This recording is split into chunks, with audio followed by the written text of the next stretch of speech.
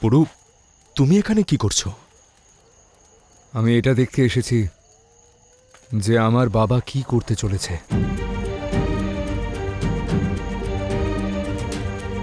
আপনার তো এই দাসদেরকে পৌরব রাষ্ট্রে নিয়ে যাবার কথা। আমি ওনাদের সেখানে নিয়ে যাচ্ছিলাম। এমনভাবে শ্মশানের মধ্যে তাদের বেঁধে।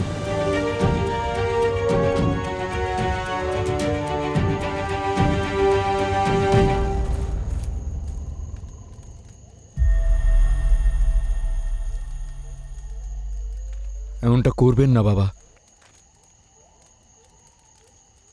এটা সেই শিক্ষা নয় যেটা আপনি আমায় দিয়েছেন।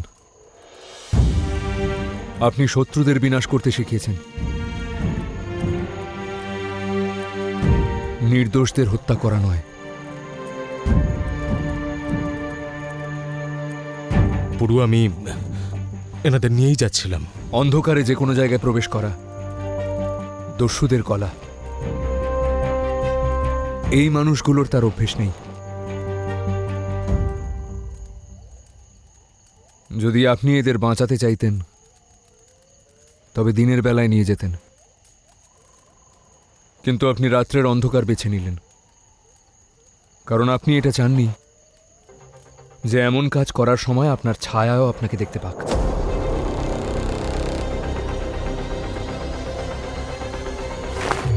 পুরু, আমি কেবল আমার কর্তব্য পালন করছি। পথে বাধা দেওয়ার চেষ্টা করো না।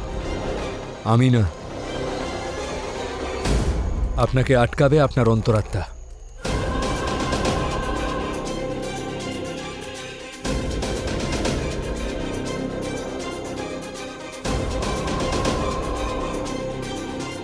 যে একজন দস্যুকে একজন রক্ষক হয়ে ওঠার শিক্ষা দিয়েছে,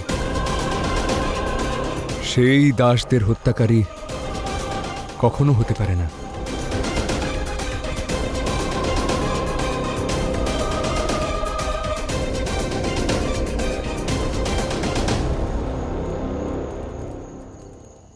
আমি দস্যুদের রানী সজ্জন সিং। যদি রানীর আদেশ পালন করতে হয় তাহলে অস্ত্র তোমার সামনে। এটা অধর্ম, অধর্ম এটা। যতটুকু আমি জানি, একজন সেনাপতির ধর্ম কেবল আদেশ পালন করা।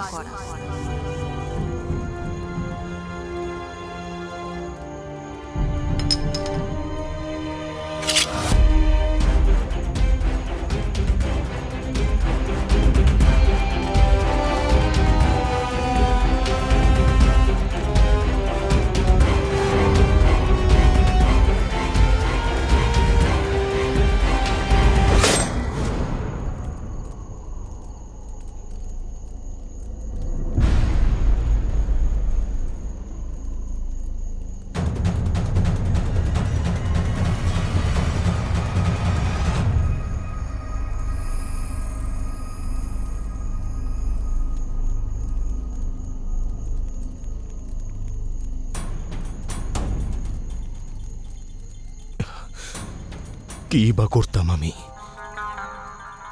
মহানন্দিনী আদেশ দিয়েছিলেন।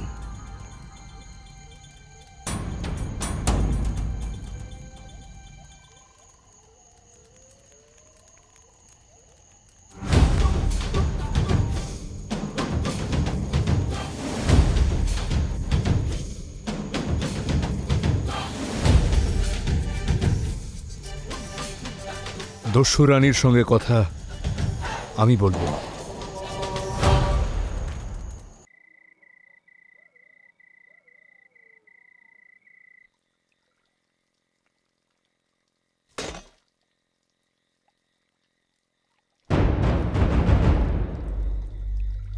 শোনাও কিছু, দেখাও তোমাদের কলা। দেখি তুমি আমাকে হাসাতে সক্ষম হবে নাকি হবে না।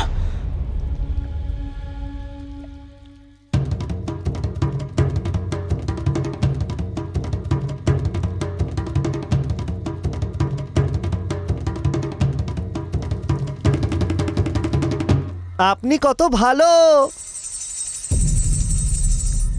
আপনি কত ভালো, আপনার মন অনেক বড়। আপনি কত ভালো, আপনার মন কত বড়, আর আপনি কত সুন্দর। অদ্ভুত অদ্ভুত অদ্ভুত আপনি কত ভালো, আপনার মন অনেক বড়, আপনি কত সুন্দর, আর আপনি কত সৎ। আর একদিকে আমি, যে শুধুই মিথ্যে কথা বলে যাচ্ছে।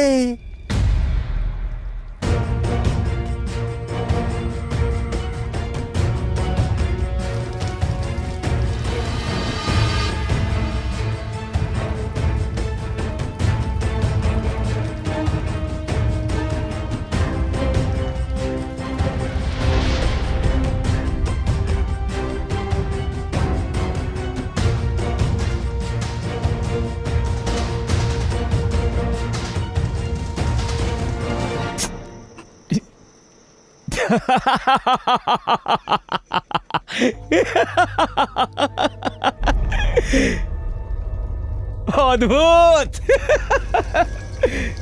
কি নিষ্পাপভাবে সত্যি বলে ফেললে। আঘাত করলে, কিন্তু ক্ষত হলো না। তোমাকে তোমাকে আমার মনোরঞ্জনের জন্য নিযুক্ত করা হলো।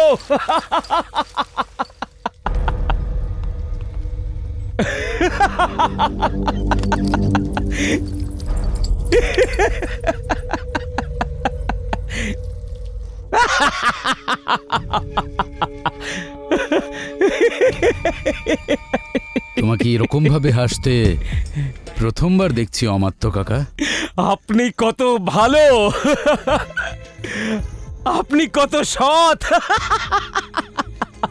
অদ্ভুত অদ্ভুত অদ্ভুত। মানুষ যাতে ভালো থাকে তার জন্য দুটো জিনিস গুরুত্বপূর্ণ কনিষ্ক: হাসি আসা আর শত্রুদের যাওয়া। আর আর আর ওই দাসেদের কি হলো? ওই দাসেদের আর আমাদের খুঁজতেই হবে না অমাত্য কাকা। আমি এমন পরিকল্পনা করেছি যাতে তারা স্বয়ং আমার কাছে এসে পৌঁছবে।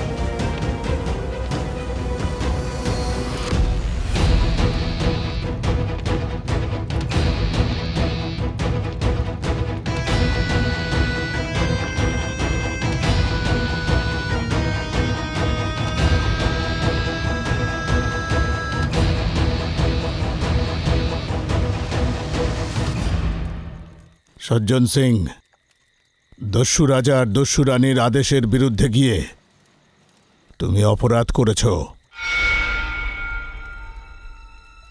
দোষী বাবা নয়।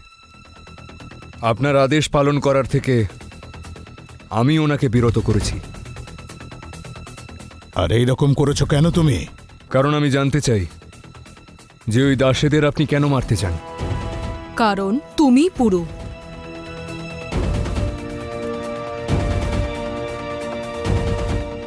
কারণ তুমি বুঝতে পারছো না যে দস্যু সংসারের নিয়ম কি আর কার্যপ্রণালী কি। দস্যু আমরা হাওয়ার মধ্যে কোথা থেকে উদয় হই আর লুট করে কখন যে মিলিয়ে যাই তা কেউ জানে না। আর সেই জন্যেই আজ অবধি সুরক্ষিত আছি। কারণ আমরা কোথায় থাকি সে বিষয়ে কেউ কোনো কিছুই জানে না। কেউ আমাদের পদক্ষেপের আভাসও পায় না। আর তুমি কি ভেবেছিলে পৌরব রাষ্ট্রে গেলে ওদেরকে স্বাগত জানানো হতো? না, আবারও বন্দি করে পারস্য পাঠিয়ে দেওয়া হতো। আর তার আগে দস্যুদের অবস্থান সবাই জেনে যেত। তখন দস্যুদের সাথে কি হতো নিশ্চয়ই বুঝতে পারছো।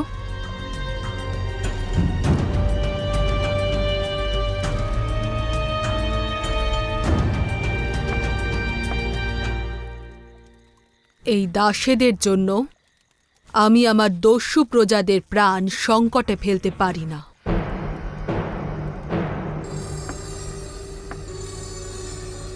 দস্যু রানী আমি, সব দস্যুদের রক্ষা করা আমার দায়িত্বের মধ্যে পড়ে। আর নিজের দায়িত্ব পালন করার জন্য আমি একবার কেন 100 বার এই দাসেদের হত্যা করার আদেশ দিতে পারি। আপনি ঠিকই বলেছেন। আমি ভুলছিলাম যে এই দাসদেরকে এখানে নিয়ে এলাম এবং সকল দস্যুদের তাতে প্রাণ সংকট হলো। আমি ভুল করেছি যে আমার কাজটা আমি অসম্পূর্ণ রাখলাম। কিন্তু এখন এই কাজটা সম্পূর্ণ হবে। আমি ওই সকল দাসেদের পৌরব রাষ্ট্রে নিয়ে যাব একা।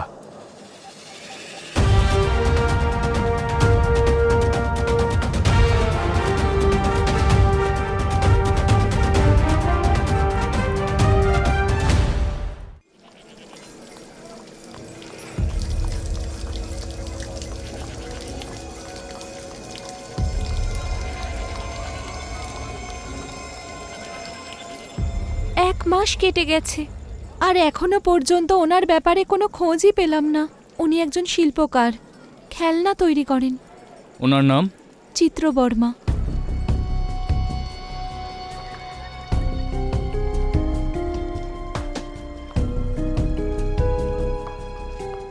আপনার চিন্তা আমাদের চিন্তা। যতক্ষণ না আপনার স্বামীর খোঁজ পাওয়া যায় আপনি এখানে রাজপ্রাসাদে থাকবেন।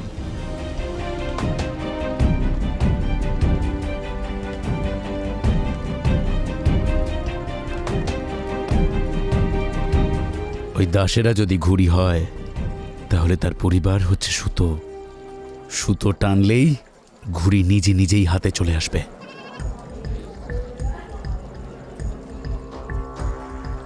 এদের এক্ষুনি বাড়ি পাঠিয়ে দাও। কিন্তু কেন?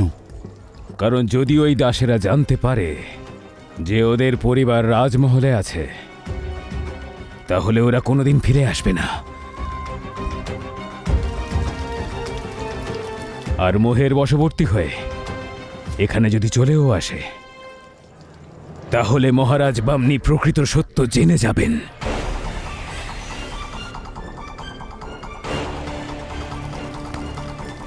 বুঝেছ? তুমি তোমার বুদ্ধিকে একটু বিশ্রাম দাও। এই প্যাচ আমাকে চালাতে দাও।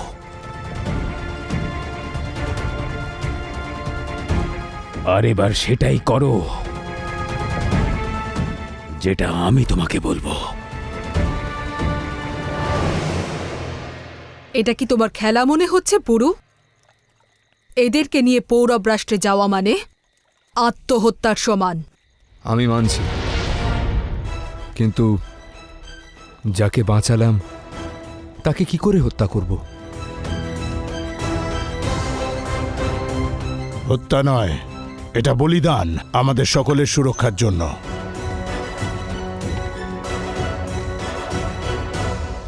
ক্ষমা করবেন মহারাজ, আমি আপনাদের সকলের সামনে বড় হয়েছি, কিন্তু আজ পর্যন্ত আমি আপনাদের মধ্যে কাউকে সংকটের ভয়ে কারোর প্রাণ নিতে কখনো দেখিনি। আর ভয় তো আমাদের সর্বত্র রয়েছে।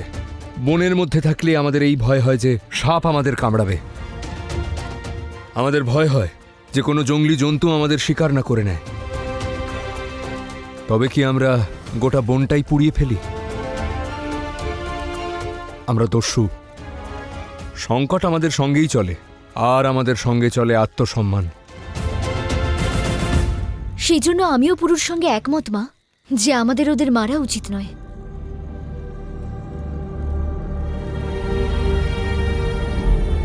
আমিও পুরুর সঙ্গেই যাব ওদের পৌরব রাষ্ট্রে ছাড়তে। ব্যাস লাসি, ব্যাস। এনারা শুধু আমাদের মাতা পিতা নন, দস্যু রাজা এবং রানীও। এনাদের আদেশের বিরুদ্ধে গিয়ে তুমি এনাদের অপমান করবে? না দাদা, এটা আমি ওনাদের সম্মানের জন্য করছি। না, এই সমস্ত কথা তুমি পুরুর জন্য বলছো, যে সবসময় কোনো না কোনো সমস্যা তৈরি করে, নাকি এটা বলবো যে সমস্ত সমস্যার মূল দাঁড়াও এ? সুমের,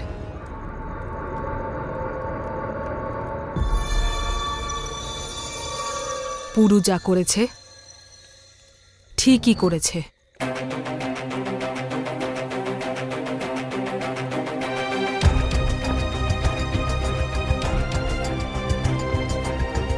বয়স বাড়ার সাথে সাথে আপনজনদের সুরক্ষার দায়িত্ব বাড়তে থাকে। সংকটের মুখোমুখি হতে ভয় পাই আমরা।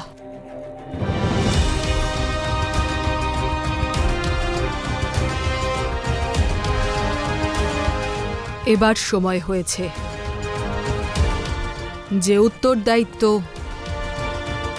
পরবর্তী প্রজন্মের হাতে তুলে দেওয়ার।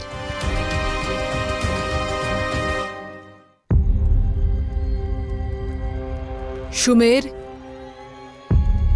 লাচি আর পুরু,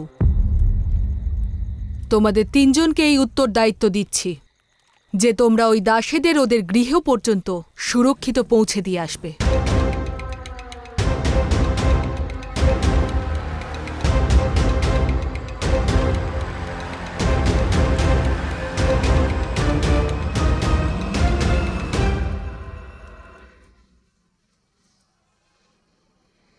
আমি রিপু দমন। সৈনিকেরা সাবধান! পৌরব রাজ্যের কল্যাণের জন্য ওর গর্ভে যে বড় হচ্ছে সেই বিষাক্ত সন্তানের হত্যা করা আবশ্যক।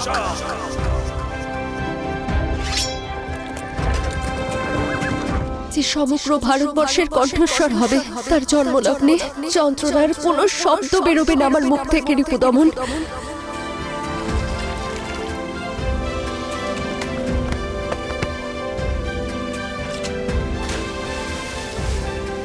তুমি শিশু নও, স্বপ্ন তুমি, মহারানী অনস্বর স্বপ্ন।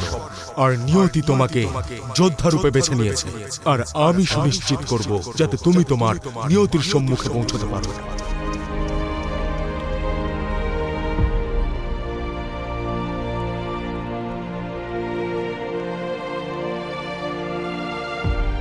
এই তিনজন মাত্র?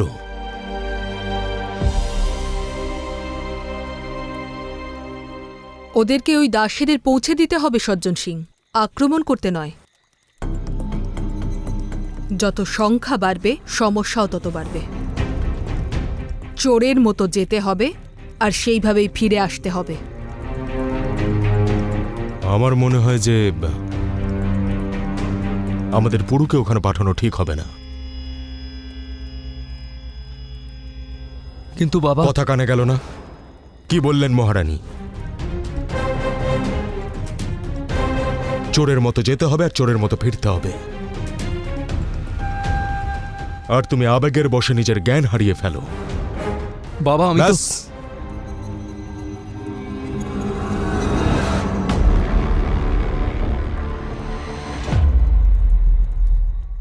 এই নে, মা, নে ধর। না মা, সব নে, আরো চাইলে এগুলোও নিয়ে নে। না।